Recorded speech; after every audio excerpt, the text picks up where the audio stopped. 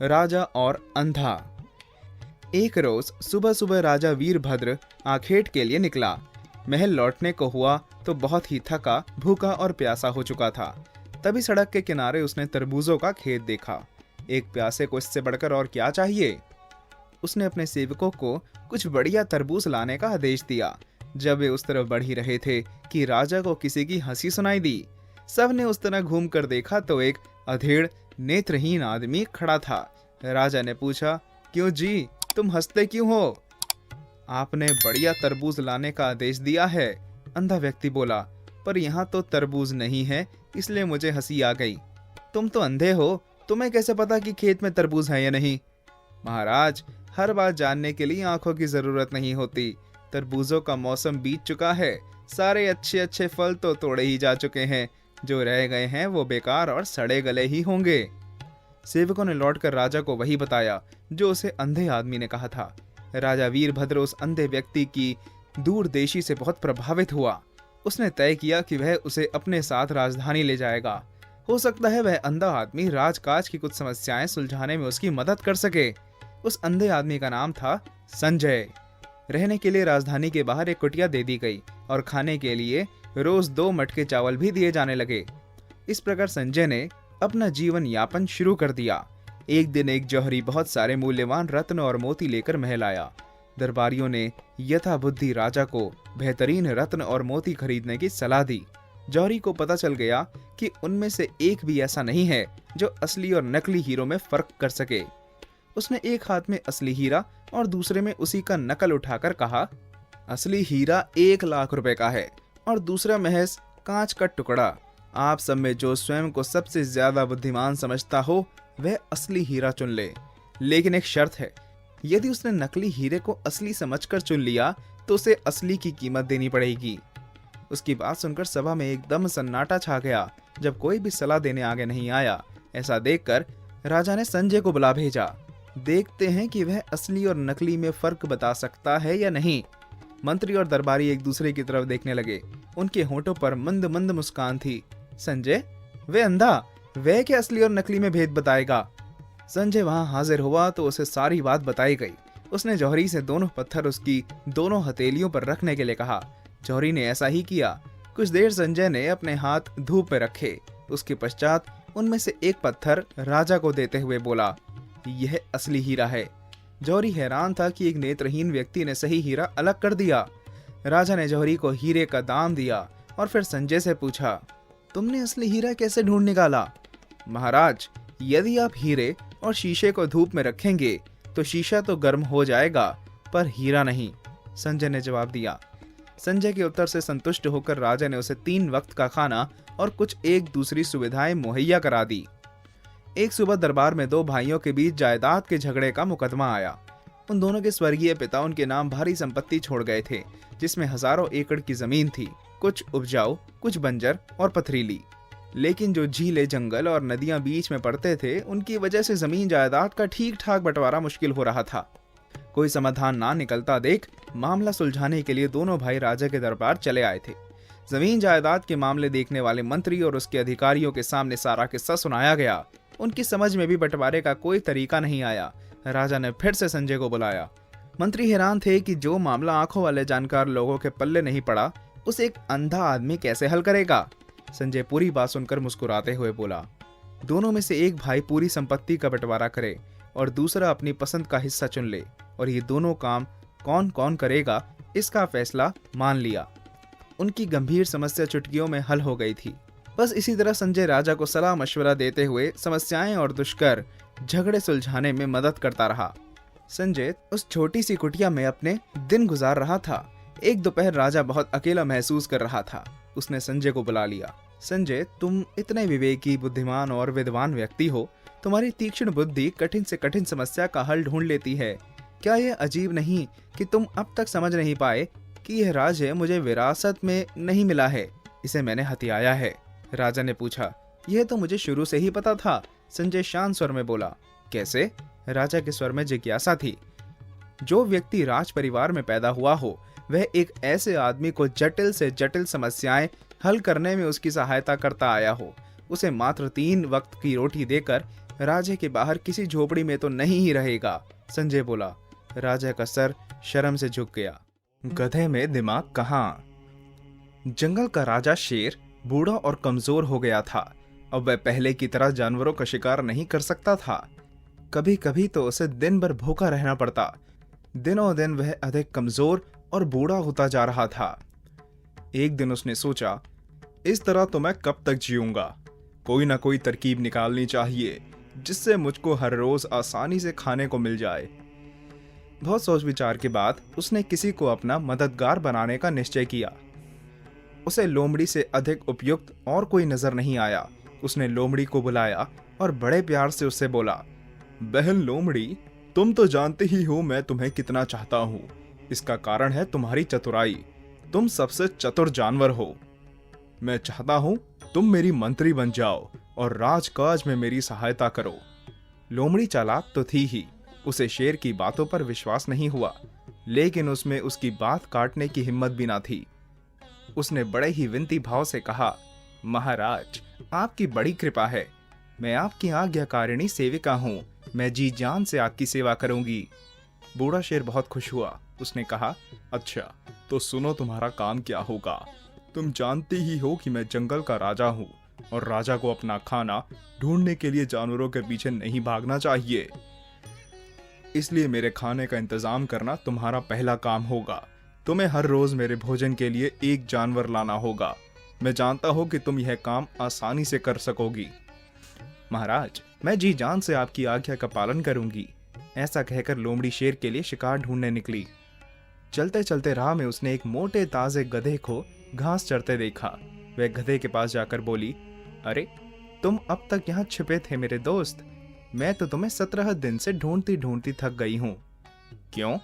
गधे ने पूछा। मैं तो यहीं था, लेकिन यह भी बताओ कि तुमको मुझसे क्या काम आ पड़ा है। मैं तुम्हारे लिए एक अच्छी खबर लाई हूँ। तुम्हारे दिन फिर गए हैं। खुशी मनाओ। मैं जंगल के राजा शेर के पास संदेश लेकर आई हूँ। राजा ने तुमको अपना महामंत्री चुना है और यह बताने के लिए मुझे तुम्हारे पास भेजा है। गधे ने डर कर कहा, बाप रे बाप, शेर ने बुलाया है। मुझको तो डर लगता है। शेर ने मुझको महामंत्री क्यों चुना? मैं उस योग्य नहीं हूँ। कृपा करके मुझे ऐसे ही रहने दो। लोमड़ी हंसकर बोली, तुम्हें अपनी योग्यता का खुद पता नहीं। यह तो तुम्हारा सबसे बड़ा गुण है। राजा ने तुम्हारे बारे में बहुत कुछ सुन रखा है। वह तुमसे मिलना चाहते हैं। तुम नेक हो, मेहनती हो, इसलिए उन्होंने तुमको महामंत्री चुना है। लोमड़ी ने इस तरह से बातें बनाई कि भोले भाले गधे को उस पर विश्वास हो गया। उसने सोचा लोमड़ी पर भरोसा किया जा सकता है। उसने कहा, अच्छी बात है, अगर तुम यह कहती हो तो मैं तुम्हारे साथ शेर के पास चल लूंगा। लोमड़ी ने कहा, तुम सचमुच बुद्धिमान हो। तुम्हें अपने जीवन का यह महान अवसर नहीं खोना चाहिए। हमारे महाराज कई बार तुम्हारी पढ़ाई कर चुके हैं। वे तुमसे मिलकर बहुत खुश होंगे। लेकिन जब वे शेर के पास पहुंचे तो गधा घबरा गया। वह ठिठक कर खड़ा हो गया और लोमड़ी के बहुत कहने पर भी आगे नहीं बढ़ा। तब लोमड़ी ने खुद ही आगे बढ़कर शेर से कहा, महाराज, महामंत्री बड़े विनीत हैं, आगे बढ़ने से संकोच करते हैं। शेर ने कहा, मुझे ऐसे ही विनीत लोग पसंद है। मैं खुद महामंत्री के पास जाऊंगा। शेर बहुत भूखा था। मोटे ताजे गधे को देखकर उससे रुका नहीं गया और वह गधे की ओर झपटा। गधा पहले से ही चौकन्ना था। वह जान बचाकर भाग खड़ा हुआ। हाथ से शिकार निकल जाने पर शेर को बहुत गुस्सा आया। वह गरज कर लोमड़ी से बोला, तुम्हारी चाल ठीक नहीं बैठी। शिकार हाथ से निकल गया। जाओ, गधे को वापस लाओ। अगर नहीं लाई तो तुम्हारी खैर नहीं। लोमड़ी ने कहा, महाराज, आपने बहुत जल्दी की। इसमें मेरा क्या दोष? आपको मेरे ऊपर भरोसा करना चाहिए था। मैं खुद उसे आपके पास ले आती। खैर, मैं उसे फिर लाने की कोशिश करती हूँ। लोमड़ी फिर गधे के पास पहुंची और बोली, तुम बड़े अजीब हो। ऐसे क्यों भागे? महामंत्री को ऐसा करना शोभा नहीं देता। गधे ने कहा, मैं बेहद डर गया था। मैंने समझा कि शेर मुझे खाने के लिए झपट रहा है। लोमड़ी ने कहा, तुम रहे गधे के गधे। अगर शेर मारना ही चाहता तो तुम बचकर थोड़ी ही जा सकते थे। असल में राजा तुम्हारे कान में राज्य की कोई गुप्त बात बताने जा रहे थे। वह नहीं चाहते थे कि मैं सुनूं, पर तुम भाग खड़े हुए। भला राजा ने अपने मन में क्या सोचा होगा? चलो, चलकर राजा से क्षमा मांगो। महामंत्री बनकर तुम जंगल के सबसे शक्तिशाली जानवर बन जाओगे। जंगल के सारे जानवर तुमसे डरेंगे। गधे ने फिर लोमड़ी की बातों पर विश्वास कर लिया। वह उसके साथ शेर के पास फिर जाने को राजी हो गया। गधा और लोमड़ी दोनों शेर के पास पहुंचे। शेर की भूख और भी बढ़ गई थी, पर इस बार उसने जल्दी नहीं की। वह गधे की ओर देखकर मुस्कुराया और बोला, स्वागत मेरे दोस्त, तुम मुझसे डरकर भाग क्यों गए? आओ, मेरे पास आओ, आज से तुम मेरे राज्य के महामंत्री हो। गधा शेर की बातों में आ गया। वह जैसे ही शेर के पास पहुंचा, शेर ने झपट कर उसके सर पर ऐसा गहरा वार किया कि एक ही वार से गधे के प्राण निकल गए। इसके बाद शेर ने लोमड़ी को उसकी चतुराई पर शाबाशी दी। जो ही वह गधे को खाने के लिए बढ़ा, लोमड़ी ने विनती की, महाराज, आप बहुत ही भूखे और थके हैं, आपके खाने का समय भी हो गया है, पर मेरी विनती है कि आप खाने से पहले स्नान अवश्य कर लें, फिर भोजन करके आराम करें। शेर ने कहा, तुम ठीक कहती हो, मैं स्नान करने जाता हूँ, तब तक तुम गधे पर नजर रखना। यह कहकर शेर नदी की ओर चला गया। लोमड़ी को भी बड़ी भूख लगी थी। उसने मरे हुए गधे की ओर देखकर सोचा, मैं इतनी चालाकी से इसको वापस ना लाती तो शेर को भोजन कहाँ से मिलता। शेर ने तो अपनी मूर्खता से इसे खो ही दिया था। इस गधे के सबसे बढ़िया हिस्से पर तो मेरा अधिकार है। यह सोचकर लोमड़ी ने गधे का सर पकड़कर दिमाग खा लिया। शेर स्नान कर लौटा तो गधे का सर फटा देख उसको कुछ शक हुआ। उसने लोमड़ी से पूछा, यहाँ कौन आया था? गधे का सर किसने फाड़ा? लोमड़ी ने कुछ ऐसा मुंह बनाया मानो शेर की बात से उसको दुख हुआ हो। उसने कहा, महाराज, यह जानकर मुझको बहुत दुख हुआ कि आप अपनी आज्ञाकारिणी सेविका का विश्वास नहीं करते। मैंने गधे की लाश पर से नजर तक नहीं हटाई, उसको किसी ने नहीं छुआ है। आपने ही तो बेचारे की खोपड़ी चकनाचूर कर दी थी। शेर ने लोमड़ी पर विश्वास कर लिया। वह गधे को खाने ही जा रहा था कि फिर गरज कर बोला, इसका दिमाग कहाँ गया? मैं तो इसका दिमाग खाना चाहता था। लोमड़ी ने मुस्कुराकर जवाब दिया, महाराज, गधे के दिमाग नहीं होता। अगर इस गधे के सर में दिमाग होता तो वह दूसरी बार मेरे साथ क्यों आता? शेर को लोमड़ी की बात ठीक जान पड़ी। उसने शांति और मजे से अपना भोजन किया। दुष्यंत एवं शकुंतला की कथा। एक बार हस्तिनापुर नरेश दुष्यंत आखेट खेलने वन में गए। जिस वन में वे शिकार करने के लिए गए थे, उसी वन में कण्व ऋषि का आश्रम था। कण्व ऋषि के दर्शन के लिए महाराज दुष्यंत उनके आश्रम पहुंच गए। पुकार लगाने पर एक अति लावण्यमती कन्या ने आश्रम से निकलकर कहा, हे राजन, महर्षि तो तीर्थ यात्रा करने गए हैं, किंतु आपका इस आश्रम में स्वागत है। उस कन्या को देखकर महाराज दुष्यंत ने पूछा, बालिके, आप कौन हैं? बालिका ने कहा, मेरा नाम शकुंतला है और मैं कण्व ऋषि की पुत्री हूँ। उस कन्या की बात सुनकर महाराज दुष्यंत आश्चर्यचकित होकर बोले, महर्षि तो आजन्म ब्रह्मचारी हैं, फिर आप उनकी पुत्री कैसे हुई? उनके इस प्रश्न के उत्तर में शकुंतला ने कहा, वास्तव में मेरे माता पिता मेनका और विश्वामित्र हैं। मेरी माता ने मेरे जन्म होते ही मुझे वन में छोड़ दिया था, जहाँ पर शकुंतला नामक पक्षी ने मेरी रक्षा की, इसीलिए मेरा नाम शकुंतला पड़ा। इसके बाद कण्व ऋषि की दृष्टि मुझ पर पड़ी और वे मुझे अपने आश्रम में ले आए। उन्होंने ही मेरा भरण पोषण किया। जन्म देने वाला, पोषण करने वाला तथा अन्न देने वाला, ये तीनों ही पिता कहे जाते हैं। इस प्रकार कण्व ऋषि मेरे पिता हुए। शकुंतला के वचनों को सुनकर महाराज दुष्यंत ने कहा, शकुंतले, तुम क्षत्रिय कन्या हो। तुम्हारे सौंदर्य को देखकर मैं अपना हृदय तुम्हें अर्पित कर चुका हूँ। यदि तुम्हें किसी प्रकार की आपत्ति न हो तो मैं तुमसे विवाह करना चाहता हूँ। शकुंतला भी महाराज दुष्यंत पर मोहित हो चुकी थी, अतः उसने अपनी स्वीकृति दे दी। दोनों ने गंधर्व विवाह कर लिया। कुछ काल बाद महाराज दुष्यंत ने शकुंतला के साथ विहार करते हुए वन में ही व्यतीत किया। फिर एक दिन वे शकुंतला से बोले, प्रियतमे, मुझे अब अपना राज्य कार्य देखने के लिए हस्तिनापुर प्रस्थान करना होगा। महाराज कण्व के तीर्थ यात्रा से लौट आने पर मैं तुम्हें यहाँ से विदा कराकर अपने राजभवन में ले जाऊंगा। इतना कहकर महाराज ने शकुंतला को अपने प्रेम के प्रतीक के रूप में अपनी स्वर्ण मुद्रा दे दी और हस्तिनापुर चले गए। एक दिन उसके आश्रम में दुर्वासा ऋषि पधारे। महाराज दुष्यंत के विरह में लीन होने के कारण शकुंतला को उनके आगमन का ज्ञान ही नहीं हुआ और उसने दुर्वासा ऋषि का यथोचित स्वागत सत्कार नहीं किया। दुर्वासा ऋषि ने इसे अपना अपमान समझा और क्रोधित होकर बोले, बालिके, मैं तुझे श्राप देता हूँ कि जिस किसी के ध्यान में लीन होकर तूने मेरा निरादर किया है वह तुझे भूल जाएगा। दुर्वासा ऋषि के श्राप को सुनकर शकुंतला का ध्यान टूटा। वह उनके चरणों में गिरकर क्षमा याचना करने लगी। शकुंतला की क्षमा प्रार्थना से द्रवित होकर दुर्वासा ऋषि ने कहा, अच्छा, यदि तेरे पास उसका कोई प्रेम चिन्ह होगा तो उस चिन्ह को देखकर उसे तेरी स्मृति हो आएगी। महाराजा दुष्यंत के साथ सहवास से शकुंतला गर्भवती हो गई थी। कुछ काल पश्चात कण्व ऋषि तीर्थ यात्रा से लौटे। तब शकुंतला ने उन्हें महाराजा दुष्यंत के साथ अपने गंधर्व विवाह के विषय में बताया। इस पर महर्षि कण्व ने कहा, पुत्री, विवाहित कन्या का पिता के घर रहना उचित नहीं है। अब तेरे पति का घर ही तेरा घर है। इतना कहकर महर्षि ने शकुंतला को अपने शिष्यों के साथ हस्तिनापुर भिजवा दिया।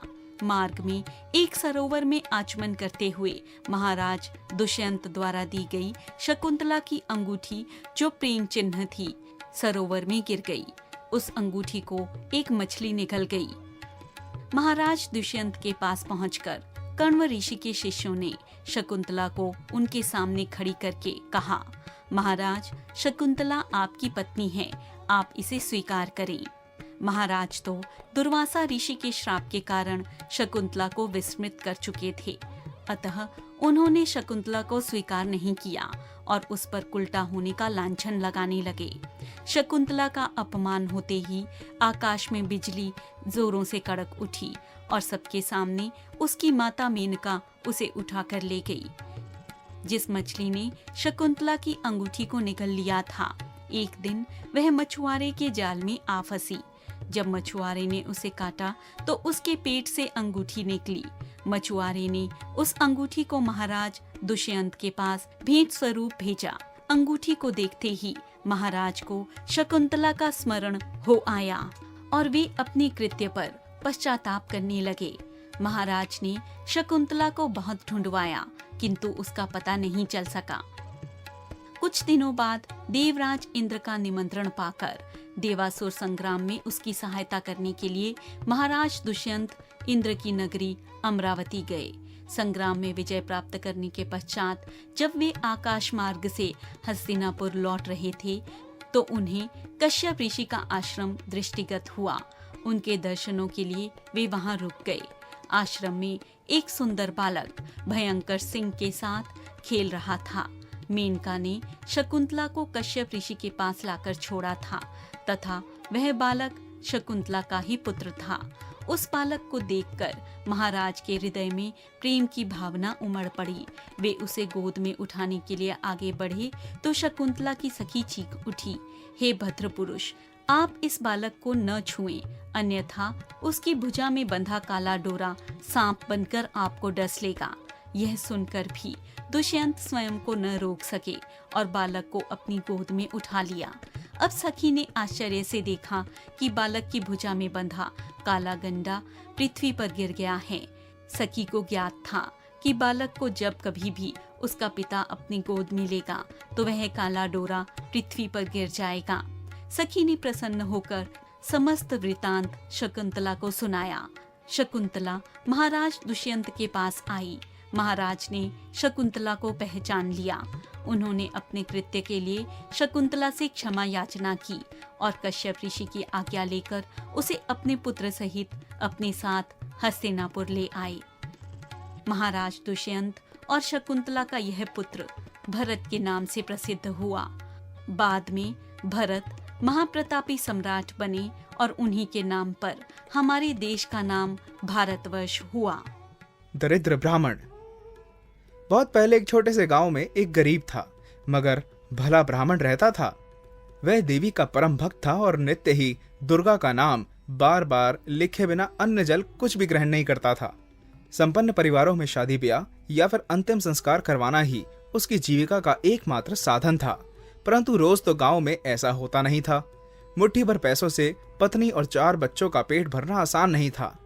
अक्सर वह दुर्गा के आगे दुखड़ा रोया करता, हे दुर्गा माँ, मेरे ऊपर कृपा करो। एक बार जब उसे और उसके परिवार को कई दिन तक फाके करने पड़े तो ब्राह्मण वन में गया और वहां जाकर फूट फूट कर रोने लगा।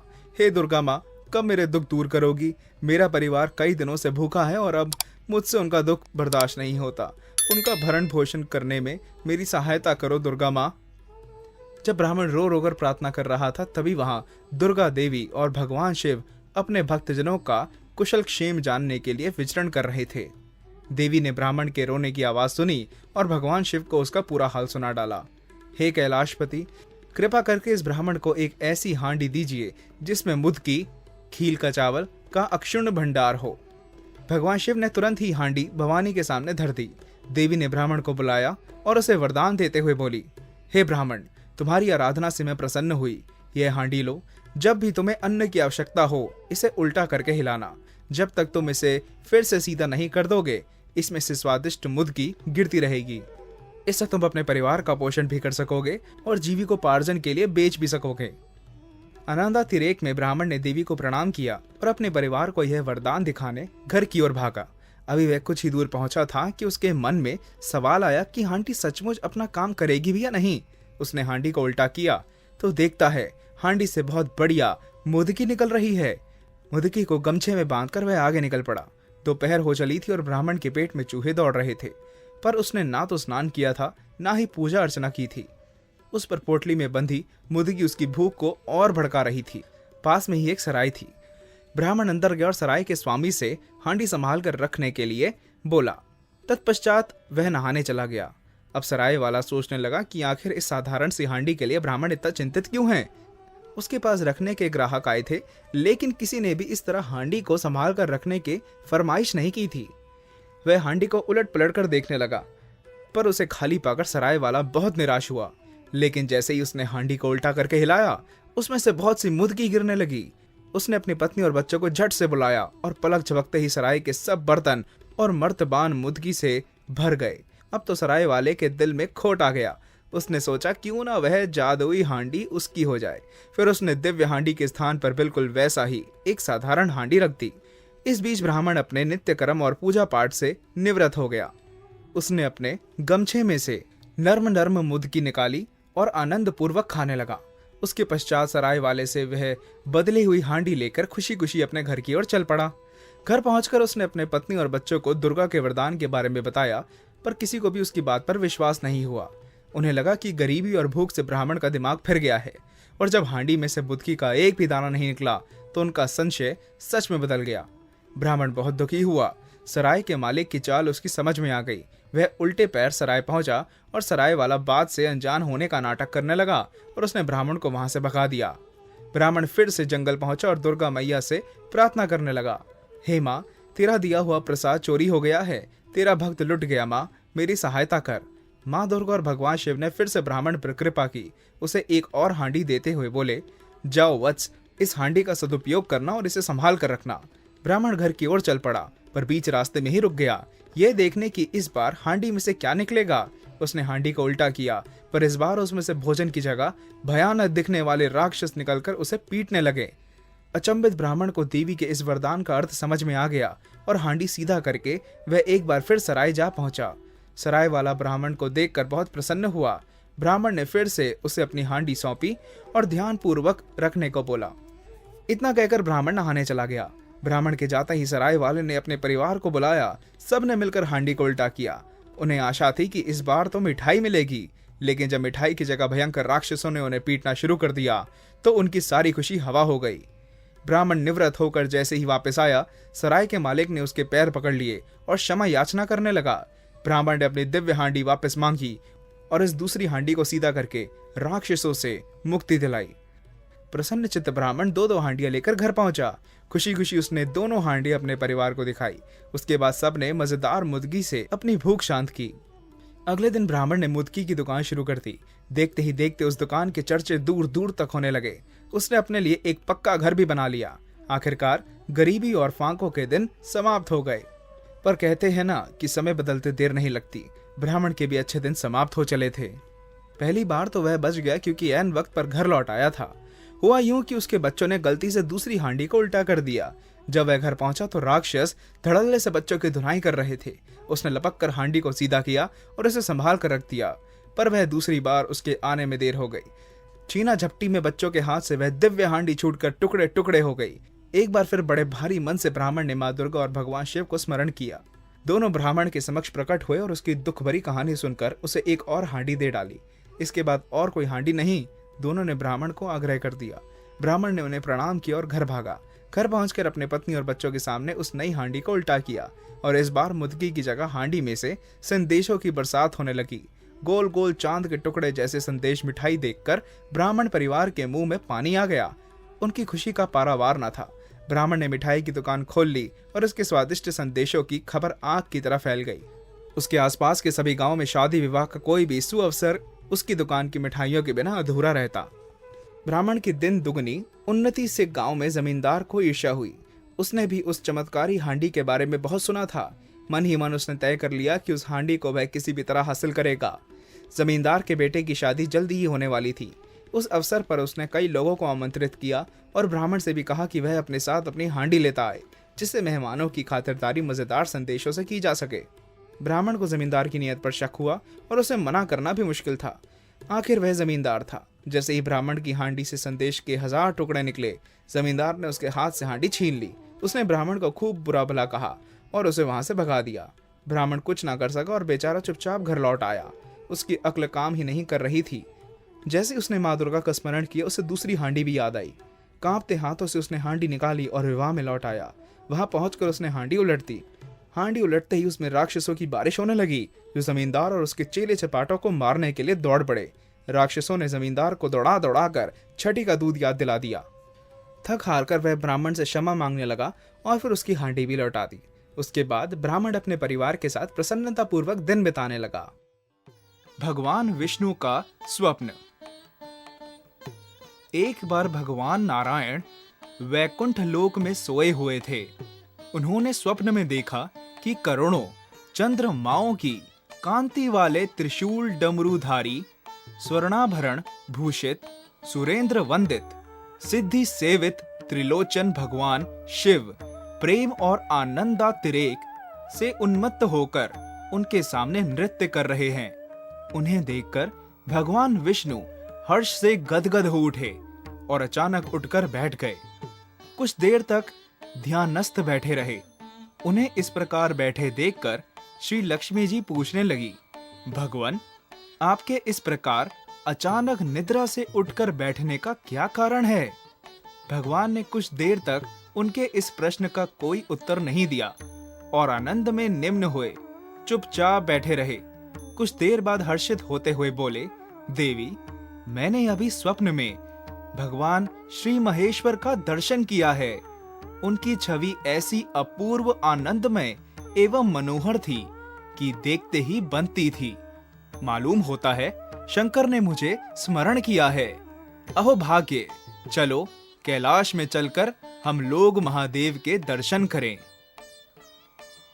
ऐसा विचार कर दोनों कैलाश की ओर चल दिए। भगवान शिव के दर्शन के लिए कैलाश मार्ग पर आधी दूर चले गए कि देखते हैं भगवान शंकर स्वयं गिरिजा के साथ उनकी ओर चले आ रहे हैं। अब भगवान के आनंद का तो ठिकाना ही नहीं रहा। मानो घर बैठे निधि मिल गई। पास आते ही दोनों परस्पर बड़े प्रेम से मिले। ऐसा लगा मानो प्रेम और आनंद का समुद्र उमड़ पड़ा। एक दूसरे को देखकर दोनों के नेत्रों से आनंदाश्रु बहने लगे और शरीर पुलकायमान हो गया। दोनों ही एक दूसरे से लिपटे हुए कुछ देर मुखवत खड़े रहे।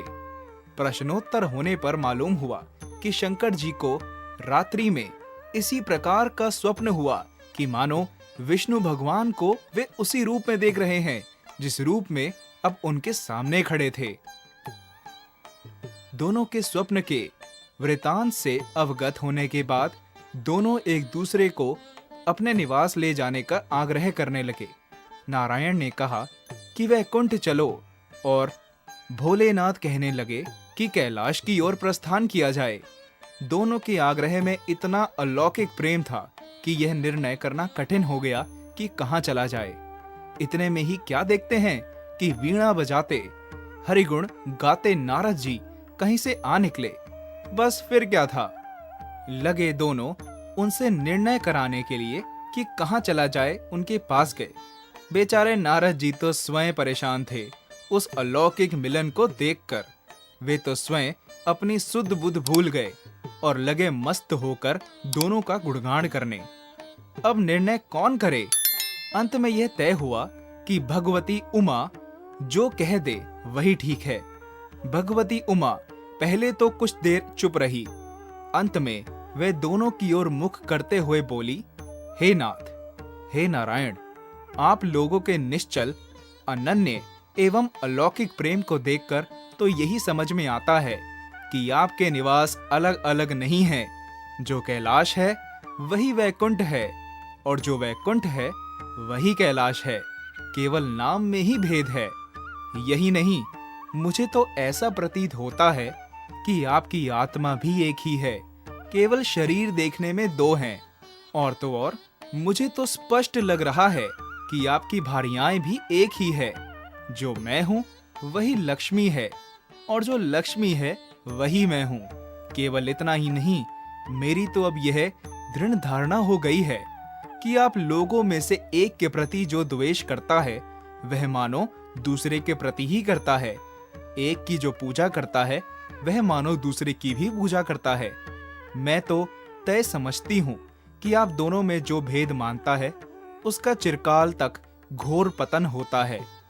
मैं देखती हूँ कि आप मुझे इस प्रसंग में अपना मध्यस्थ बनाकर मानो मेरी प्रवंचना कर रहे हैं, मुझे असमंजस में डाल रहे हैं, मुझे भुला रहे हैं। अब मेरी यह प्रार्थना है कि आप लोग दोनों ही अपने अपने लोक को पधारिए। श्री विष्णु यह समझें कि हम शिव रूप में वैकुंठ जा रहे हैं और महेश्वर यह माने कि हम विष्णु रूप में कैलाश गमन कर रहे हैं। इस उत्तर को सुनकर दोनों परम प्रसन्न हुए और भगवती उमा की प्रशंसा करते हुए दोनों ने एक दूसरे को प्रणाम किया और अत्यंत हर्षित होकर अपने अपने लोक को प्रस्थान किया। लौटकर जब श्री विष्णु वैकुंठ पहुंचे तो श्री लक्ष्मी जी ने उनसे प्रश्न किया, हे प्रभु, आपको सबसे अधिक प्रिय कौन है? भगवान बोले, प्रिय, मेरे प्रियतम केवल श्री शंकर हैं। देहधारियों को अपने देह की भांति वे मुझे अकारण ही प्रिय है। एक बार मैं और श्री शंकर दोनों पृथ्वी पर घूमने निकले। मैं अपने प्रियतम की खोज में इस आशय से निकला कि मेरी ही तरह जो अपने प्रियतम की खोज में देश देशांतर में भटक रहा होगा वही मुझे अकारण प्रिय होगा। थोड़ी देर के बाद मेरी श्री शंकर जी से भेंट हो गई। वास्तव में मैं ही जनार्दन हूँ और मैं ही महादेव हूँ। अलग अलग दो घड़ों में रखे हुए जल की भांति मुझ में और उनमें कोई अंतर नहीं है।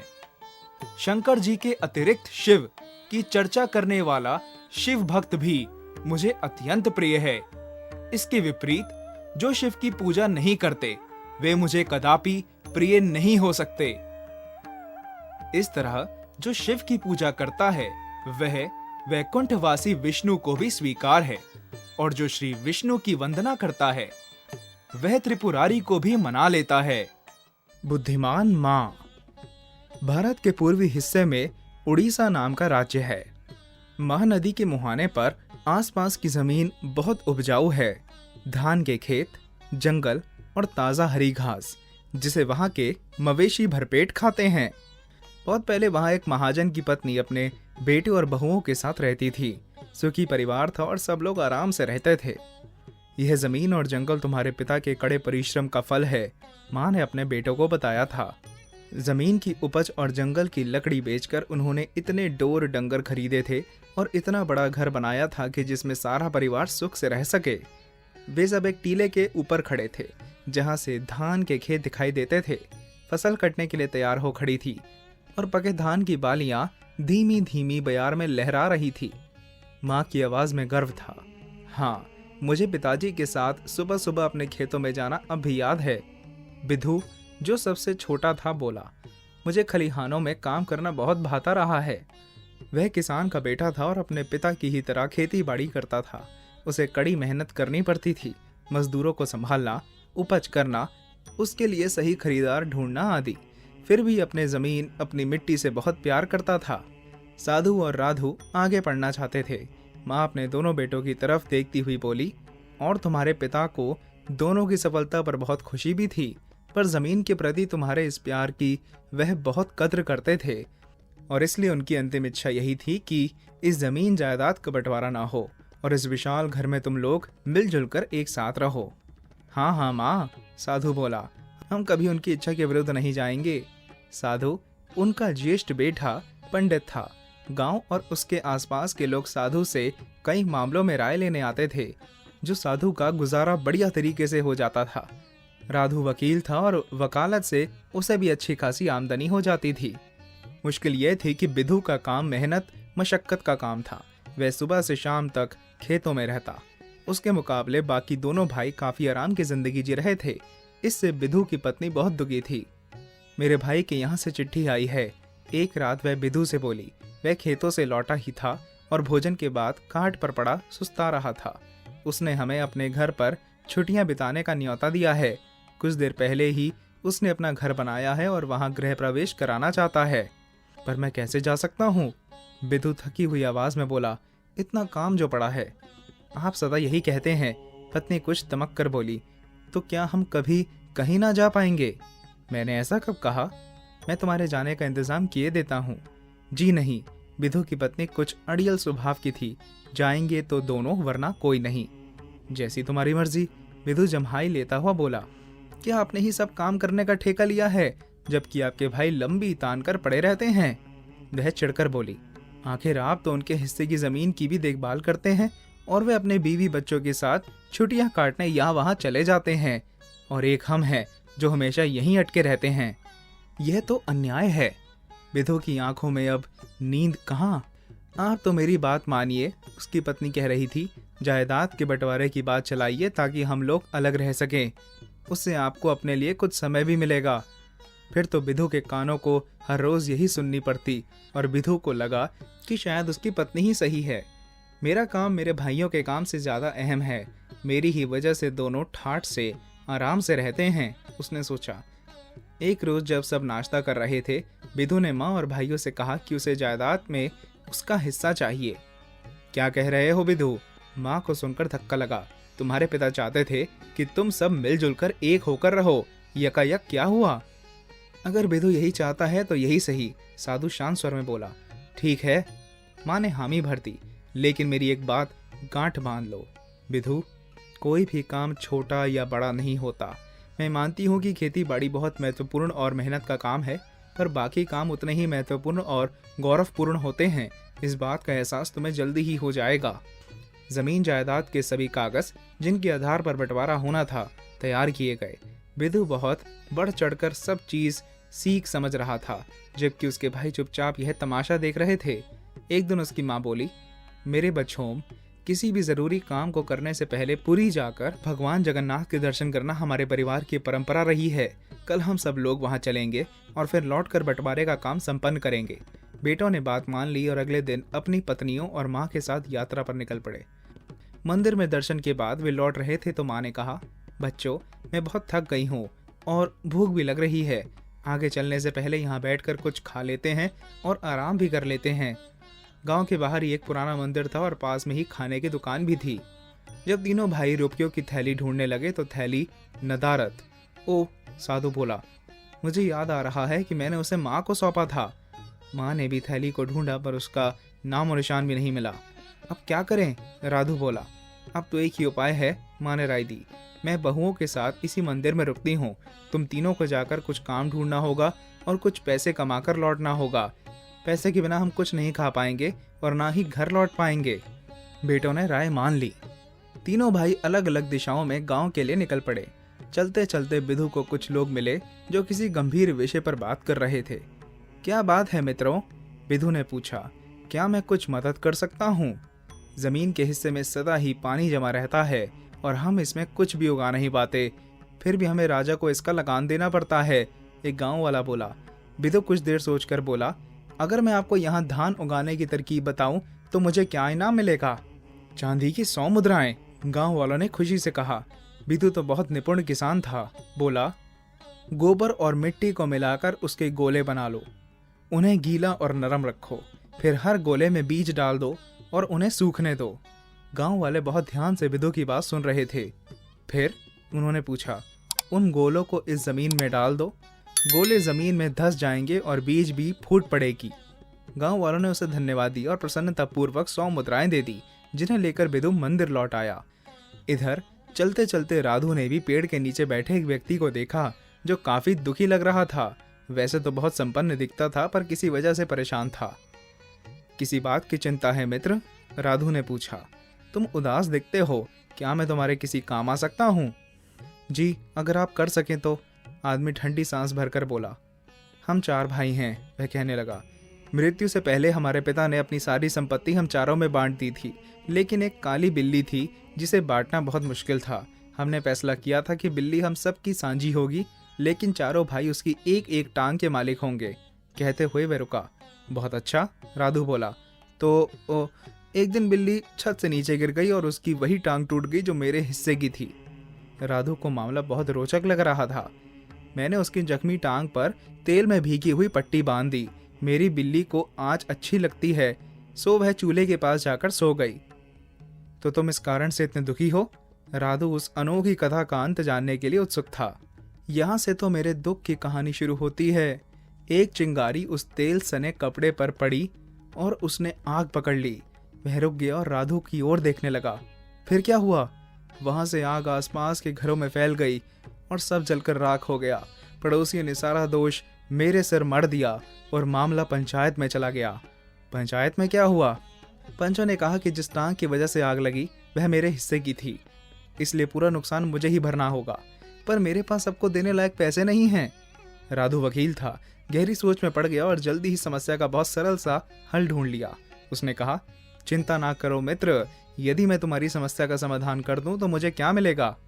चांदी के 100 सिक्के। आदमी बोला। तो ठीक है, जाओ और अपने पड़ोसियों और गांव के बड़े बूढ़ों को जमा करो, मैं शीघ्र ही मिलता हूँ। जब राधु गांव पहुंचा तो वटवृक्ष के नीचे अच्छी खासी भीड़ जमा थी। सबकी बातें सुनने के बाद राधु बोला, क्या यह सच है कि सारा नुकसान बिल्ली ने किया है, और यह भी कि इसका कारण उसकी जख्मी टांग पर बंधी हुई पट्टी है? हाँ हाँ, गांव वालों ने कहा। क्या आप मानते हैं कि बिल्ली के भागने की वजह से ही आग लगी और घर जल गए? राधु ने पूछा। हम मानते हैं, गांव वाले बोले। बिल्ली अपनी जख्मी टांग पर तो भाग नहीं सकती थी, उसकी 3 टांगे जो ठीक थी उनकी वजह से ही वह भाग सकी। राधु अपने शब्दों का असर देखने के लिए थोड़ा सा रुका। हाँ सच है, अपनी 3 टांगों पर ही वह भाग सकी। तो फिर पंचायत फैसला करे कि आग लगने का नुकसान कौन चुकाएगा। राधु की बुद्धि ने सबको अचंभे में डाल दिया और सभी हामी में अपना सर हिलाने लगे। फैसला हुआ कि 3 ठीक टांगों के मालिक ही हर्जाना भरेंगे। जख्मी टांग का मालिक बहुत खुश हुआ और वादे के मुताबिक उसने राधु को चांदी की 500 मुद्राएं दे दी। राधु पैसे लेकर मंदिर लौट आया। इस बीच साधु, जो सबसे बड़ा था, ने भी चलते चलते एक घर से किसी के रोने की आवाज सुनी। वह घर बहुत बड़ा था और उसके बाहर एक दरबान भी खड़ा था। ऐसे आलीशान घर में रहने वाला रो क्यों रहा है? कौन रहता है यहाँ? उसने दरबान से पूछा। श्रीमान, यहाँ राजा के मंत्री महोदय रहते हैं, दरबान बोला। क्या मुझे उनके पास ले चलेंगे? दरबान मंत्री से आज्ञा लेकर साधु को घर के भीतर ले गया। स्वयं मंत्री महोदय अश्रुपूर्ण हो रहे थे। क्या बात है मंत्रीवर? साधु ने पूछा। यदि आप मुझे अपना कष्ट बताएं तो शायद मैं कुछ सहायता कर सकूं। राजा लोग भी अजीब संकी होते हैं। मंत्री ने साधु को देखकर और उसके शब्दों से अनुमान लगाया कि वह एक विद्वान पुरुष है। हमारे राजा ने मुझे उनके हाथी का वजन पता करने के लिए कहा है। अगर मैं ऐसा करने में असफल रहा तो मेरा सर धड़ से अलग करवा दिया जाएगा। इतना कहकर मंत्री फिर रोने लगा। कुछ देर सोचने के बाद साधु बोला, चिंता ना करें पूज्यवर, यदि हाथी का वजन पता लगाने में मैं आपकी सहायता करूं तो मेरा पुरस्कार क्या होगा? मंत्री तो मंत्री था, उसने भी अपने रुतबे को ध्यान में रखकर जवाब दिया, 1000 स्वर्ण मुद्राएं। वह शान से बोला। साधु ने मंत्री से कहा कि उसे हाथी के पास ले जाए। वहां से हाथी को ऐसी नदी के किनारे ले जाया गया जहां बहुत सी नौकाएं खड़ी थी। कृपया महावत को कहिए कि हाथी को नाव में खड़ा करे, साधु ने कहा। ऐसा करते ही नौका पानी में धंसने लगी और धंसना रुक गया। जहां तक नौका धंसी है, कृपया वहां निशान लगाइए, उसने वहां खड़े अफसरों से कहा, जो उसे बहुत हैरानी से देख रहे थे। बाहर खड़े अफसरों से कहा, जो उसे बहुत हैरानी से देख रहे थे। अब हाथी को बाहर निकालकर उसे बड़े बड़े पत्थरों से भर दीजिए और तब तक भरते रहिए जब तक नाव पुराने लगे निशान तक धंस ना जाए, वह बोला। ऐसा होते ही वह बोला, इन पत्थरों को तौलिए, इनका वजन हाथी के वजन के बराबर होगा। मंत्री महोदय इस कदर खुश हुए कि 1000 स्वर्ण मुद्राएं के साथ साथ उन्होंने साधु को कुछ और भी वस्तुएं भेंट की। साधु ने लेकर मंदिर लौटा, जहां सब लोग उसका इंतजार कर रहे थे। उन्होंने छकक कर भोजन किया और चलने की तैयारी करने लगे। तभी माँ ने पैसों की वह गुमी हुई थैली निकालकर अपने बेटों और बहुओं को दिखाई। मैंने जानबूझकर इसे छिपा दिया था। उसका स्वर गंभीर था। मैं तुम्हें सिर्फ यह दिखाना चाहती थी कि हर काम अच्छा है और हर काम का अपना महत्व है। विधु, मुझे आशा है कि तुम समझ गए होगे कि तुम्हारे भाई भी बहुत कमाते हैं, जो सारे परिवार के भरण पोषण के काम आते हैं। विधु और उसकी पत्नी को बहुत ग्लानि हुई कि उन्होंने परिवार को बांटने की बात सोची। फिर सब घर लौट आए और कई वर्षों तक एकजुट होकर रहे। बुद्धिमान माँ को संतोष था कि उसके परिवार में जो छोटी सी दरार पड़ गई थी वह अब भर चुकी है। 4 दोस्त। एक घने जंगल में एक झील थी। उसके किनारे 4 मित्र रहते थे। उनमें से एक छोटा सा भूरा चूहा था। उसकी लंबी पूंछ और काली चमकीली आंखें थी। वह झील के किनारे एक बिल बनाकर रहता था। दूसरा मित्र था एक काला कलूटा कौआ। वह पास ही एक जामुन के पेड़ पर रहता था। तीसरा मित्र था एक कछुआ। उसका घर झील में था और वहीं आनंद से रहता था। चौथा मित्र एक हिरण था। उसकी बड़ी बड़ी सुंदर आंखें थी और उसकी सुनहरी खाल पर सफेद चित्तियां थी। चारों दोस्त हिल मिलकर सुख से रहते थे। वे बिना किसी परेशानी के शांति से दिन बिता रहे थे। एक दिन शाम को चूहा, कौवा और कछुआ झील के किनारे बैठे बैठे चौथे मित्र हिरण का इंतजार कर रहे थे। कई घंटे बीत गए पर हिरण नहीं आया। चूहे ने चिंतित होकर कहा, लगता है हमारा मित्र किसी मुसीबत में फंस गया है। कौवे ने कहा, हाँ, हो सकता है किसी बहेलिये के जाल में फंस गया हो। बहेलिया कहीं उसे मार ही ना डाले। कछुए ने कहा, हमें अपने मित्र की खोज करनी चाहिए। भाई कौवे, तुम उड़कर दूर दूर तक देखाओ, हो सकता है वह कहीं दिख जाए। कौवे ने कहा, हाँ हाँ, क्यों नहीं, मैं अभी जाता हूँ। ऐसा कहकर कौवा हिरण की खोज में उड़ चला।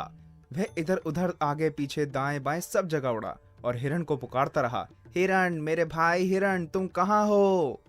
कुछ समय बाद उसे एक हल्की सी आवाज सुनाई दी। वह हिरण की ही आवाज थी। बचाओ, मुझे बचाओ, मैं यहाँ हूँ, यहाँ। कौवे ने कहा, ओहो, तुम तो यहाँ हो, मैं ना जाने कब से तुम्हें ढूंढ रहा हूँ। कौवा उड़कर नीचे आया तो देखता क्या है कि हिरण एक जाल में फंसा है। उसने दुखी होकर कहा, अरे, तुम तो जाल में फंसे हो, अब क्या होगा? अच्छा जरा ठहरो, तुम्हारी मदद के लिए मैं अभी दोस्तों को बुलाता हूँ। कौवे को देखकर हिरण की आंखों में आंसू भर आए। उसने कहा, भाई, जो ठीक समझो करो, मगर जल्दी करो। कौवा तेजी से उड़ता हुआ झील के पास लौट आया। उसे देखते ही चूहे और कछुए ने एक साथ पूछा, क्यों भाई, क्या हुआ? हिरण मिल गया? हाँ दोस्त, वह मिल तो गया है, लेकिन इस समय बहुत खतरे में है। कौवे ने हिरण को खोज निकालने और जाल में फंसे होने की सारी कहानी सुनाई। कछुए ने चटपट एक उपाय सोचकर कहा, चिंता की कोई बात नहीं, हमारा मित्र चूहा जाल काटकर हिरण को आजाद कर सकता है। चूहे ने कहा, हाँ हाँ, क्यों नहीं, लेकिन मैं उसके पास जल्दी कैसे पहुंचूंगा? कौवे ने कहा, यह तो बहुत आसान है, मैं तुम्हें अपनी पीठ पर बैठाकर ले चलूंगा। तो आओ चलें, कहकर चूहा कौवे की पीठ पर बैठ गया। चूहे को पीठ पर लेकर कौवा उड़ा और हिरण के पास जा पहुंचा। वहां पहुंचते ही चूहा फौरन कौवे की पीठ से उतरा और अपने दोस्त की जाल काटने लगा। उसने कुछ ही देर में हिरण को आजाद कर दिया। हिरण उठ खड़ा हुआ। उसी समय धीरे धीरे उनका चौथा साथी कछुआ भी वहां पहुंचा। कछुए को देखकर तीनों मित्र बोले, अरे वाह, कितना अच्छा हुआ कि तुम भी यहाँ आ गए। सब के सब वहीं खड़े होकर हिरण के बच निकलने की बातें करते रहे। तभी किसी के आने की आहट सुनकर चारों चुप हो गए। उन्होंने देखा कि सामने से बहेलिया चला आ रहा है। बहेलिये को देखकर कौवा उड़कर एक ऊंचे पेड़ की डाल पर जा बैठा। चूहा एक बिल में जा छिपा और हिरण चौकड़ी भरता हुआ पल भर में भाग गया। लेकिन कछुआ बेचारा क्या करता, वह जैसे तैसे एक घनी झाड़ी की ओर खिसकने लगा। बहेलिया खाली जाल देखकर अचरज में पड़ गया। अरे यह क्या? फंसा फंसाया भाग निकला और वह इधर उधर देखने लगा। तभी उसकी निगाह झाड़ी की ओर जाते हुए कछुए पर पड़ी। उसने मन ही मन कहा, और कुछ नहीं, कछुआ ही सही, चलो आज इसी का भोग लगाएं। उसने लपक कर कछुए को पकड़ा और अपने थैले में डालकर घर की ओर चल दिया। पेड़ पर बैठा कौवा यह सब देख रहा था। उसने अपने दोस्तों को पुकार कर कहा, ओ चूहे भाई, ओ हिरण भाई, जल्दी आओ जल्दी, हमारा मित्र कछुआ मुसीबत में फंस गया है। चूहा और हिरण भागे भागे पास आए। कौवे ने उन्हें बताया कि बहेलिया किस प्रकार कछुए को थैले में बंद करके ले गया है। कौवे ने कहा, अब क्या होगा, अब कछुए को कैसे बचाया जाए? चूहे ने कहा, जो भी करना बहेलिये के घर पहुंचने से पहले ही कर डालना चाहिए। हिरण ने कहा, हम लोगों को ऐसा करना चाहिए, मैं बहेलिया के रास्ते में खड़ा होकर घास चरने का बहाना करूंगा। बहेलिया मुझे देखते ही थैला छोड़कर मेरा पीछा करने लगेगा। इसी बीच चूहा थैला काट देगा और कछुआ निकलकर भाग जाएगा। कौवे ने पूछा, लेकिन मान लो कहीं उसने तुम्हें पकड़ लिया तो? अरे नहीं, तुम चिंता ना करो, मैं इतना तेज भागूंगा कि वह देखता ही रह जाएगा। हिरण बहेलिया के रास्ते में जाकर खड़ा हो गया और बड़े मजे से घास चरने लगा। उसे देखते ही बहेलिया चिल्लाया, हिरण, वाह कितना मोटा ताजा हिरण है। उसने थैला जमीन पर पटका और हिरण के पीछे दौड़ा। उसी समय चूहा फुर्ती से आया और थैला काटने लगा। जरा ही देर में कछुआ आजाद हो गया। वह जितनी जल्दी हो सकता था खिसका और पास ही के एक घनी झाड़ी में छिप गया। उधर हिरण ऐसा दौड़ा कि बहेलिया उसकी दुम भी ना पकड़ सका। वह खाली हाथ थैले के पास लौट आया। उसने सोचा, हिरण हाथ ना आया तो क्या हुआ, यह मोटा ताजा कछुआ आज खाने के लिए काफी है। लेकिन जब बहेलिया ने थैला उठाया तो वह खाली निकला। उसे अपनी ही आंखों पर विश्वास न हुआ। वह बोला, अरे ये क्या, कछुआ भी गायब, इतना सुस्त जानवर कैसे भागा? लगता है आज मेरी किस्मत ही खराब है। पहले तो हिरण जाल से भाग निकला और अब ये घिसटने वाला कछुआ भी गायब हो गया। आज तो भूखे ही रहना पड़ेगा। कौवा, हिरण, चूहा और कछुआ छिपे छिपे बहेलिये को देखते रहे। खाली थैला हाथ में लिया वह चुपचाप वहां से चला गया। जुआरी को स्वर्ग में मिला स्थान। बहुत समय पहले की बात है। दक्षिण देश के कम्बुक नाम के नगर में एक ब्राह्मण रहता था। उसका नाम था हरिदत्त। हरिदत्त नगर का एक संभ्रांत एवं साधन संपन्न व्यक्ति था। धन दौलत की उसके पास कोई कमी नहीं थी। उसे बस एक ही दुख था, उसके यहाँ कोई संतान नहीं थी। धीरे धीरे उसकी आयु बढ़ती गई और वह प्रौढ़ावस्था में पहुंच गया। हरिदत्त अब संतान की ओर से बिल्कुल निराश हो चुका था। उसने मन में धैर्य धारण कर लिया था कि संतान का सुख उसके भाग्य में नहीं है, किंतु विधि का विधान कुछ और ही था। एक दिन उसके घर आंगन में शिशु की किलकारियां गूंज उठी। उसे एक पुत्र की प्राप्ति हो गई। हरिदत्त और उसकी पत्नी ने भली भांति अपने पुत्र का लालन पालन किया, उसके लिए अच्छी शिक्षा का प्रबंध किया। लेकिन कुछ दिन बाद उनका पुत्र देवदत्त कुसंगति में पड़ गया। उसे जुआ खेलने का व्यसन लग गया। एक दिन वह जुए में अपना सब कुछ, यहाँ तक कि अपने शरीर के पहने हुए वस्त्र भी हार गया। तब उसे बड़ी लज्जा महसूस हुई। शर्मिंदगी के कारण वह अपने घर न जाकर नगर से बाहर की ओर चल पड़ा। उसने निश्चय कर लिया था कि अब वह अपने माता पिता को अपना मुंह नहीं दिखा पाएगा और किसी नदी या सरोवर में डूबकर अपनी जान दे देगा। किंतु भाग्य को कुछ और ही मंजूर था। देवदत्त जब नगर से बाहर पहुंचा तो उसे एक टूटा फूटा मंदिर दिखाई दिया। उस मंदिर में कुछ महीने पहले तक कोई भी पुजारी नहीं रहता था, किंतु कुछ समय से उसमें न जाने कहां से आकर एक पुजारी रहने लगा था। देवदत्त ने जब उस मंदिर में प्रवेश किया तब वह पुजारी भगवान की मूर्ति के सामने खड़ा हुआ उनकी पूजा अर्चना में व्यस्त था। देवदत्त वहीं बैठ गया और पुजारी के निवृत्त होने की प्रतीक्षा करने लगा। कुछ समय पश्चात जब पुजारी पूजा आदि से निवृत्त हुआ तो उसकी दृष्टि उदास भाव में बैठे देवदत्त पर पड़ी। वह उसके समीप पहुंचा, उसे पूजा का प्रसाद दिया और फिर उसका परिचय पूछा। देवदत्त ने सत्य भाव से पुजारी को सारी बात बता दी। बातें सुनकर उस पुजारी ने, जिसका नाम जलपात था, उससे कहा, पुत्र, बुरे व्यसनी के लिए तो संसार का संपूर्ण धन भी अपर्याप्त होता है। अतः अब तक जो हो चुका है उसे भूल जाओ और मेरे पास रहकर अपना आचरण सुधारो। मैं तुम्हें इष्ट साधना की विधियां समझा दूंगा। यदि तुमने अपने इष्ट की सिद्धि प्राप्त कर ली तो फिर संसार का समस्त वैभव तुम्हें स्वतः ही प्राप्त हो जाएगा। उसके लिए मुझे क्या करना होगा श्रीमान? देवदत्त ने पूछा। कठोर साधना और मेरी आज्ञा की पालना, पुजारी जलपाद ने कहा। जिस प्रकार मैंने अपनी साधना से भूतों प्रेतों को वश में करके उनसे सिद्धियां प्राप्त की हैं, उसी प्रकार तुम्हें भी कठोर साधना द्वारा सिद्धियां प्राप्त करनी होंगी। तब तो आप मुझे सिद्धि प्राप्त करने की विधि समझा दीजिए। मैं आपकी हर आज्ञा, हर आदेश का पालन करूंगा। देवदत्त बोला, ठीक है, कल रात से मैं तुम्हें साधना करने की विधि समझाऊंगा।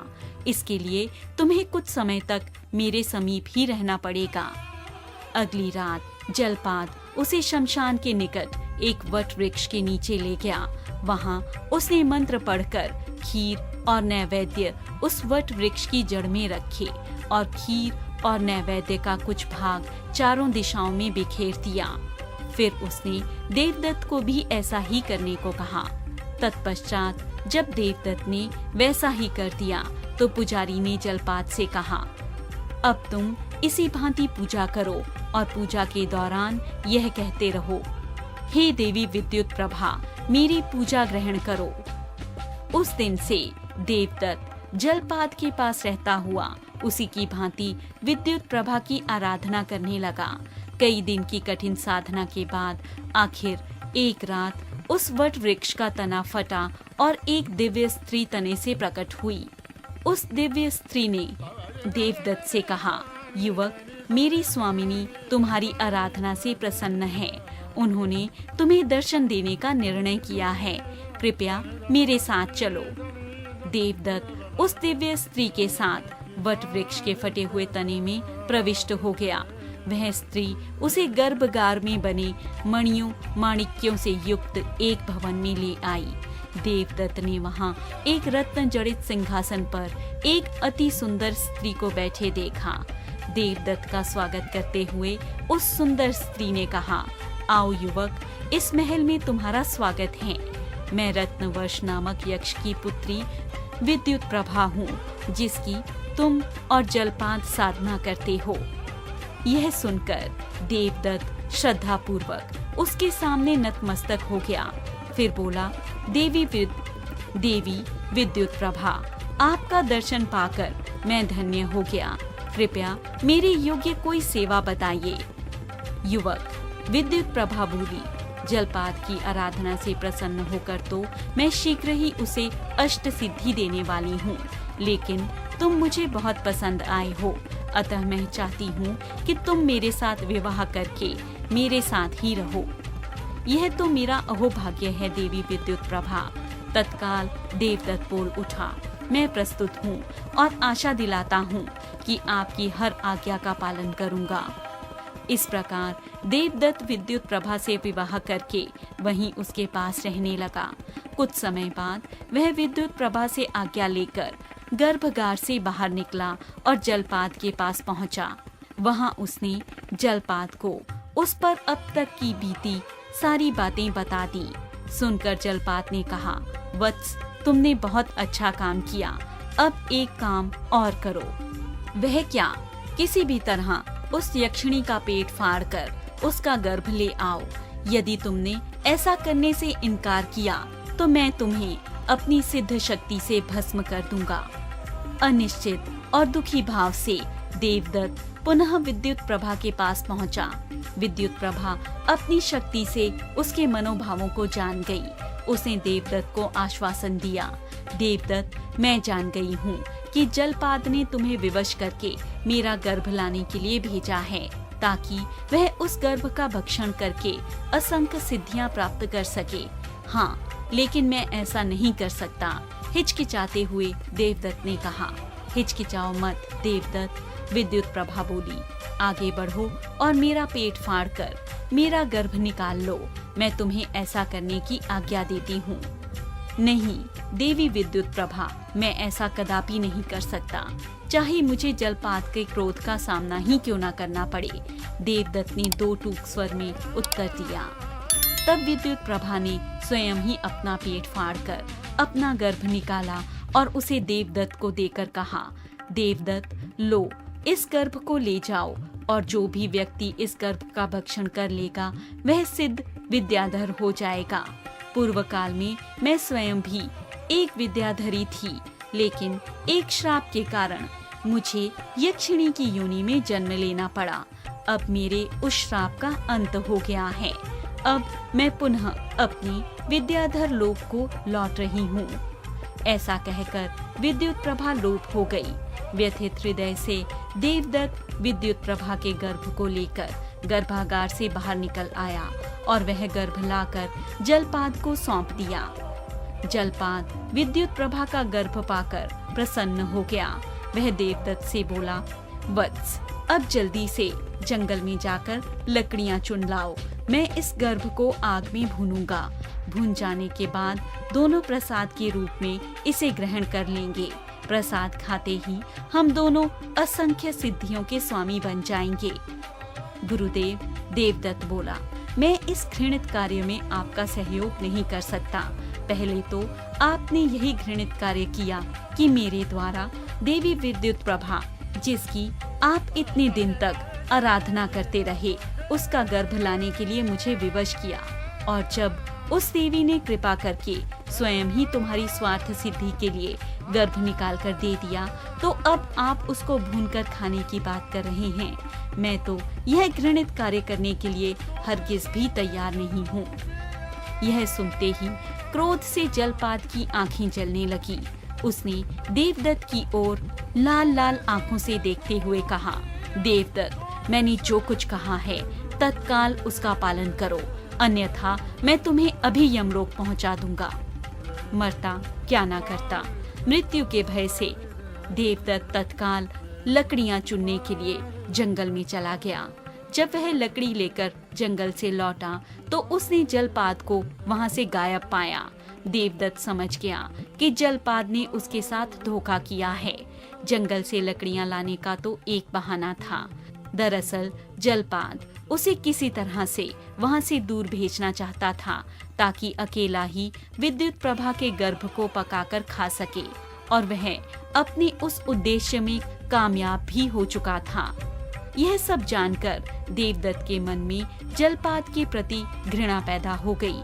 उसने निश्चय कर लिया कि जलपाद की इस धूर्तता की सजा वह उसे अवश्य देगा। तब उसने अपने अभीष्ट महोप्रेत को सिद्ध करने का निश्चय कर लिया। वह फट वृक्ष के नीचे बैठ गया और मंत्र पढ़ पढ़कर अपने शरीर का काफी मांस काटकर महाप्रेत का आवाहन करने लगा। इस प्रकार जब वह अपने शरीर का मांस प्रेतराज की भेंट चढ़ा चुका तो उसके कृत्य से प्रसन्न होकर महाप्रेत प्रकट हुआ। उसने कहा, देवदत्त, अब बस करो। अब और अपना मांस काटकर मेरा आवाहन करने की आवश्यकता नहीं है। मैं तुमसे प्रसन्न हूँ। बोलो, क्या चाहते हो? देवदत्त बोला, हे प्रेतराज, जलपाद ने मेरे साथ छल किया है। उस पापी ने देवी विद्युत प्रभा का गर्भ लाने से पहले मुझे माध्यम बनाया, और जब मेरी विवशता जानकर देवी विद्युत प्रभा ने मुझ पर कृपा करके स्वयं ही अपना गर्भ निकालकर मुझे दे दिया, तो जलपाद स्वयं उस गर्भ से सिद्धि प्राप्त करके न जाने कहां चला गया। मैं उससे इस दुष्कर्म का बदला लेना चाहता हूँ। प्रेतराज, बताओ वह पापी कहाँ है? प्रेतराज ने अपनी अंतर्दृष्टि से देखकर बताया, देवराज, जलपाद इस समय विद्याधर लोक में विद्युत प्रभा के महल में है और देवी विद्युत प्रभा से अपना प्रेम स्वीकार कर लेने का आग्रह कर रहा है। तब तो मुझे तुरंत ही विद्याधर लोक पहुंचना चाहिए। देवदत्त व्यग्रता से बोला, हे प्रेतराज, मुझे तुरंत विद्याधर लोक पहुंचाओ। महाप्रेत के कंधों पर बैठकर विद्यादत्त आकाश मार्ग से विद्याधर लोक में पहुंचा। महाप्रेत ने उसे देवी विद्युत प्रभा के महल के प्रांगण में उतार दिया और अदृश्य रूप से एक ओर खड़ा हो गया। जलपाद उसी समय राजसी वस्त्र पहने विद्युत प्रभा से अपनी पत्नी बन जाने का आग्रह कर रहा था और विद्युत प्रभा बार बार उसे इनकार कर रही थी। तब पापी जलपाद उससे बलात्कार करने के लिए उद्यत हो गया। विद्युत प्रभा उसकी पकड़ से छूटकर इधर उधर भागने का प्रयास करने लगी। तभी उसकी नजर देवदत्त पर पड़ी। वह जोर से चिल्ला पड़ी, देवदत्त, मुझे इस पापी से बचाओ, यह दुष्ट मेरे साथ बलात्कार करने की चेष्टा कर रहा है। बस फिर क्या था, देवदत्त की आंखों में खून उतर आया। उसने विद्युत प्रभा को एक ओर किया और जलपात से भिड़ गया। दोनों में द्वंद्व युद्ध होने लगा, लेकिन कुछ देर में देवदत्त की शक्ति जवाब देने लगी। असीम सिद्धियां प्राप्त किए हुए जलपात के सम्मुख वह पस्त पड़ने लगा। यह देखकर महाप्रेत उसकी मदद के लिए उपस्थित हुआ। उसने वह चमत्कारी तलवार देवदत्त को दे दी, जिसमें देवदत्त की समस्त सिद्धियां समाहित थीं। प्रेत ने फुसफुसाकर देवदत्त के कान में कहा, देवदत्त, यह चमत्कारी तलवार जलपात की जान है। जब तक वह इसके अधिकार में रहेगी, वह अजेय रहेगा। विश्व की कोई शक्ति इसका मुकाबला नहीं कर पाएगी। अतः अब तुम इसी के शस्त्र से इसका विनाश कर डालो। याद रखो, भूलकर भी यदि तलवार तुम्हारे अधिकार से बाहर चली गई, तब तुम्हारे साथ मेरा भी विनाश निश्चित है, क्योंकि अपनी मायावी अंतर्दृष्टि से जलपात मुझे भी देख चुका है। चमत्कारी तलवार हाथ में आते ही देवदत्त में बल का संचार हो गया। वह पूरी शक्ति से जलपात से जा टकराया। फिर देखते ही देखते उसने जलपात को परास्त कर दिया। भूमि पर पड़े जलपात की गर्दन पर तलवार की नोक जमाई। जब वह उसका वध करने ही वाला था, तो एकाएक विद्युत प्रभा चिल्लाई, नहीं देवदत्त, यह अधर्म का कार्य मत करना। जलपात ब्राह्मण है। यदि तुमने इसका वध कर दिया तो तुम्हें ब्रह्म हत्या का पाप लग जाएगा। इस स्थान पर महामाई पार्वती निवास करती हैं। तुम्हारे द्वारा इसकी हत्या हुई तो वे अप्रसन्न हो जाएंगी और तुम्हें श्राप दे देंगी। अतः अपनी तलवार इसकी गर्दन से हटा लो। विवश होकर देवदत्त ने अपनी तलवार की नोक जलपात की गर्दन से हटा ली। यह देखकर महाप्रेत बोला, देवदत्त, अब इस तलवार का स्पर्श अपने मस्तक से करो। ऐसा करते ही इसकी शेष शक्तियां भी इस तलवार में समाहित हो जाएंगी। तब यह एक असहाय व्यक्ति बनकर रह जाएगा। तब सभी शक्तियां छिन जाने के कारण यह तुम्हारा कोई भी अहित नहीं कर पाएगा। देवदत्त ने वैसा ही किया। शक्तियां छिनते ही जलपात एक सामान्य व्यक्ति बन गया। तब देवदत्त ने उससे कहा, दुष्ट जलपात, मैंने तुझे गुरु मानकर तेरी अभ्यर्थना की। जैसा तूने निर्देश दिया उसके अनुसार काम करके तेरा अभीष्ट सिद्ध किया, किंतु तूने मेरे साथ धोखा किया। जी तो चाहता है कि अभी तेरा वध कर दूं, किंतु मैं देवी विद्युत प्रभा को वचन दे चुका हूँ कि मैं तेरा वध नहीं करूँगा। किंतु मैं भी तेरी ही तरह एक ब्राह्मण हूँ। मैं तुझे श्राप देता हूँ कि तू मृत्युलोक में जाकर नाना प्रकार के कष्ट भोगता हुआ अपना शेष जीवन व्यतीत करेगा। कोई भी तेरा हित चिंतक, तेरा मित्र तेरी सहायता के लिए नहीं आएगा। एक घृणित व्यक्ति की भांति सभी तुझे दुत्कारेंगे। वे तेरे शरीर को छूने से भी कतराएंगे। तू किसी खुजली हुए कुत्ते की भांति तिल तिल कर अपने प्राण त्यागेगा। देवदत्त के श्राप से जलपाद तत्काल विद्याधर लोक से नीचे गिरता चला गया। तभी वहाँ महामाता पार्वती प्रकट हो गई। वह देवदत्त से बोली, हे ब्राह्मण पुत्र, जलपात का वध न करके तुमने मेरे इस पवित्र स्थान की मर्यादा का मान बढ़ाया है। मैं अपने लोक में रक्तपात को कभी पसंद नहीं करती। मैं तुम्हारे इस कृत्य से बहुत प्रसन्न हूँ। तुम जो भी वर मांगना चाहते हो मांग लो। मैं तुम्हें कैसा भी वर देने को प्रस्तुत हूँ। तलवार भूमि पर फेंककर देवदत्त महामाता पार्वती के चरणों में गिर पड़ा। वह करुण स्वर में बोला, हे माँ जगत जननी, आज आपका दर्शन करके मेरा तो जीवन धन्य हो गया। हे माता, आप तो अंतर्यामी हैं। सारे विद्याधर आप ही को अभीष्ट मानकर आपकी आराधना करते हैं। आज आपने सशरीर प्रकट होकर मुझे दर्शन दिए। यही मेरे लिए बहुत है। आपके दर्शन पाकर कुछ और मांगने की मेरी इच्छा शेष नहीं बची। अब मैं और क्या मांगूं? फिर भी पुत्र, तेरी क्षमाशीलता से प्रसन्न होकर मैं तुम्हें कुछ न कुछ अवश्य दूंगी। माता पार्वती बोली, आज से मैं तुम्हें इस विद्याधर लोक का राजा नियुक्त करती हूँ। आज से इस लोक पर तुम्हारा शासन होगा। देवदत्त को ऐसा आशीर्वाद देकर माँ पार्वती अंतर्ध्यान हो गई। माँ पार्वती की इच्छा अनुसार देवदत्त विद्याधर लोक का राजा बन गया। तब उसने विधिवत विद्युत प्रभा के साथ विवाह रचाया और दोनों सुखपूर्वक वहां रहने लगे। देवी माँ का दर्शन पाकर महाप्रेत भी प्रेत योनि से मुक्ति पा गया और विद्याधर बनकर माँ पार्वती के बसाए विद्याधर लोक में निवास करने लगा। और इस प्रकार देवदत्त की क्षमाशीलता ने उसकी जीवनचर्या ही बदल दी। अनेक वर्ष तक विद्याधर लोक में रहने के कारण वह जन्म मरण के चक्र से मुक्त हो गया। जब उसका अंत समय आया तो देवदूत उसे स्वयं लेने आए। देवदत्त को स्वर्ग में स्थान मिला।